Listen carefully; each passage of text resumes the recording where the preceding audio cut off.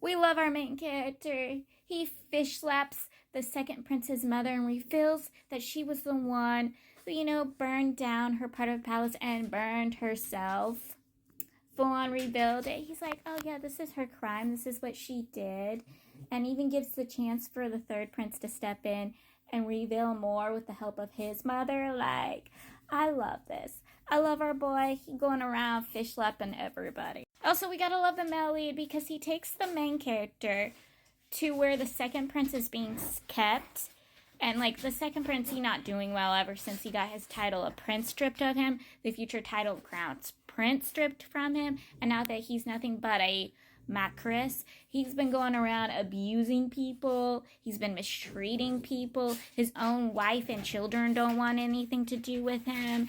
Like, dude is just in his own palace being an a-hole. Full-on a-hole. And, like, again, he was the one who attempted to try to poison the main character. And the male lead's like, honey, I'm showing you that I'm getting revenge for you. So he, like, full-on sends the second prince into derangement. Has this prince thinking that the main character's ghost came back to get revenge. Like, it was hilarious. But that's not what he only does. He lets the main character see that, but he has something else planned with the dude. He has the dude almost drowned. He almost dies, which sends the dude into, like, crazy town. Full-on crazy town. Like, it was hilarious.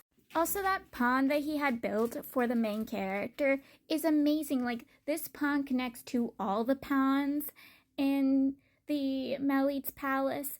Also, there's a whole secret little village hidden inside the giant main pond for the main character. Like, there's a humongous village for the main character to go around and travel in. Because, again, the main character likes to see and sightsee, but because he's a fish, he can't go anywhere unless the Melit takes him there.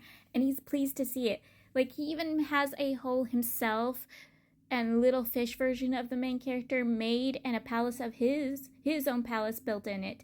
So the main character could go in it and play with little version of the Melit, like, ah! But also the Melit gets full-on jealous of the giant pond. He goes, wait, did I make a mistake? What happened if my wife never wants to leave the pond? What happened if he wants to stay in the pond, never comes back to me? Did I make a mistake? And the main character does come back to him, but man was derailing. Like, man was full-on jealous of the pond he built for the main character. I'm like, honey, calm yourself. Stop. Someone take the Veganer away from him. Take the Veganer away from him. And like I said, someone needs to take the Veganer away from him because he was getting jealous of his cousin's dog. Full on jealous of the dog because now the dog can actually play with the main character and they're swimming in the pond together. And he's like, full on jealous of this dog. I'm like, someone take the Veganer. Someone take the Veganer. Where's the Veganer? Because the Mally knows the main character can transform, but the main character doesn't know the Mally knows this. Like, it was a whole thing, but, like, the Mally's like, you can come live with me. You can come stay with me. And the main character's like, oh, but, like, what am I going to do? Like, I do my disappearing acts. The Mally's like, that's fine. That's totally okay. You can do your disappearing acts. I'll tell everyone not to bother you and treat you the way they would treat me. And the main character's like, okay, that's perfectly fine. The Melly's like, you can just take care of my pet fish. Because, again, the main character doesn't know the Melly knows that he can transform back and forth between a fish and a human. Like, it is hilarious. But this is the scene where the Melly is teaching the main character how to, ride.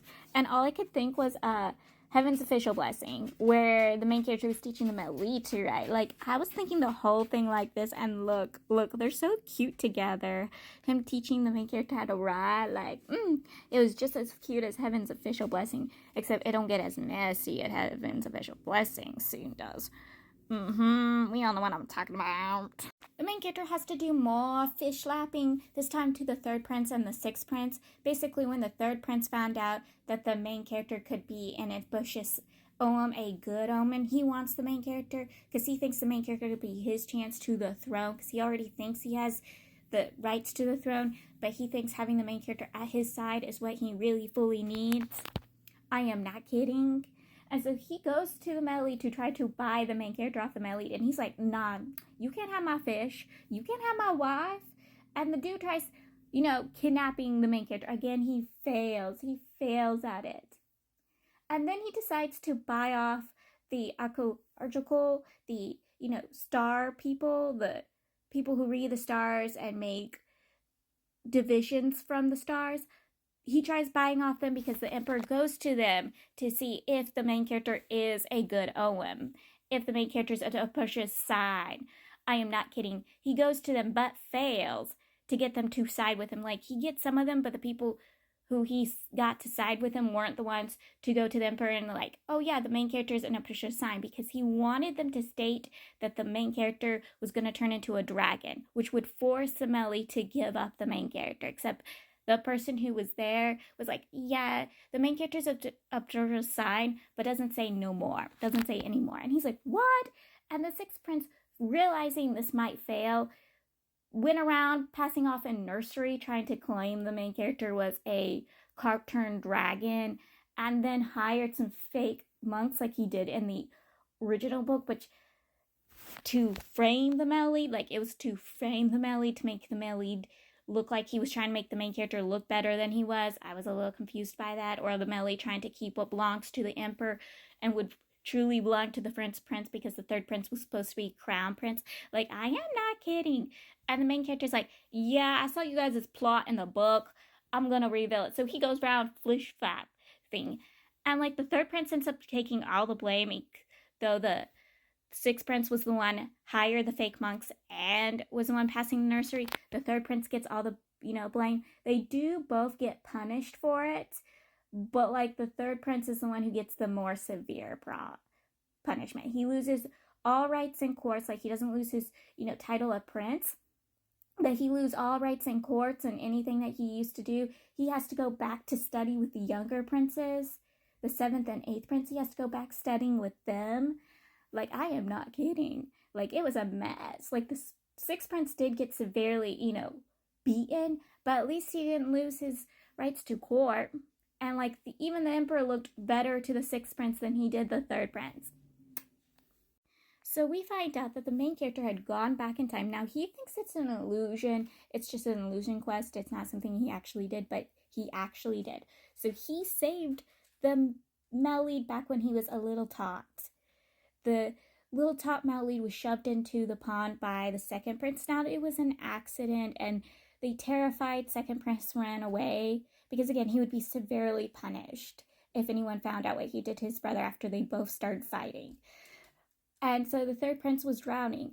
The main character freaks and saves him. Now, the main character thinks it's an illusion, but like there's a meeting between the male lead, the emperor, and a head monk, and they revealed that the male lead had gone through the situation that the main character saw and survived it. And the main character's like, yeah, no, that's not it. I didn't actually save him. He must have accidentally soared to shore himself. But like, we see during the illusion, the going back in time, the emperor saw golden lights, and he repeats that. And the main character's like, what golden lights? He must have think of a reflection. I'm like, yeah, the reflection of your little, scales, your scales. Yeah.